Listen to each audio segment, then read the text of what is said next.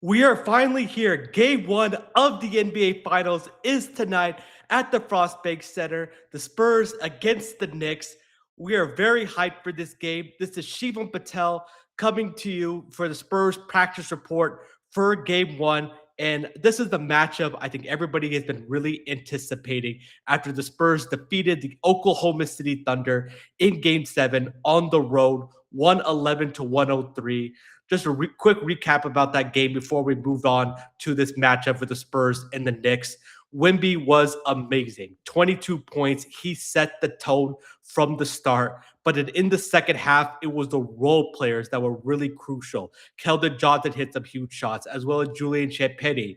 When Wemby was out, Luke Cornett had a huge chase down block to really turn the momentum in their third quarter in favor of the Spurs. And they hit 17 three-pointers. They did a really good job of taking care of the ball and getting points in the paint. And it's not easy winning on the road in a game seven in the NBA. And the Spurs did that to advance to the Western Conference Finals. This young team continues to make waves in the NBA on this playoff run. It has been awesome to watch. And we are finally here. The New York Knicks are going to be coming to San Antonio for game one tonight. And of course, we know the New York Knicks are riding very high right now. Will have won 10 straight games. Their last loss coming in the first round to the Atlanta Hawks, April 23rd by 1 point. Of course, they beat the Hawks in 6 games. They swept the Sixers in the second round, and they swept the Cavaliers in the conference finals to advance to the NBA finals. And the Knicks have been playing really well. They're a very deep, well-oiled machine led by Jalen Brunson. But Jalen Brunson has not seen a player like Stephon Castle that's going to be on him.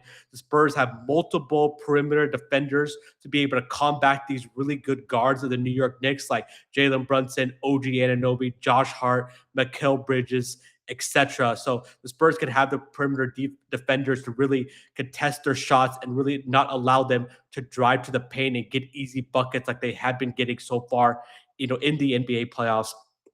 And then Carl Anthony Towns, their big man, who they've really changed their offense. They've made him the point forward and running their offense through Carl Anthony Towns. And so far, he's been getting more shot attempts, been more aggressive, and their offense has been free flowing.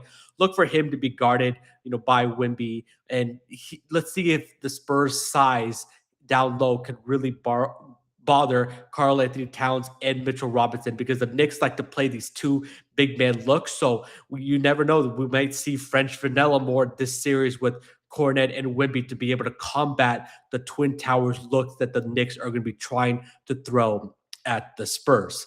And for me, the keys to this game, as we're just only a couple of hours away from game one, is the Knicks love to rebound the ball, especially on the offensive side of the ball. That's what really hurt us earlier this season in the NBA Cup when we lost to the Knicks in Vegas, because they were able to get a lot of second chance opportunities. You cannot give a high potent offense like the Knicks second chance looks, because they will make you pay. They have more three-point shooters than they have. They have overall a really good team. They don't have the depth that the Spurs have, but they have a good shooting and a good versatility on their roster. So clean up the boards.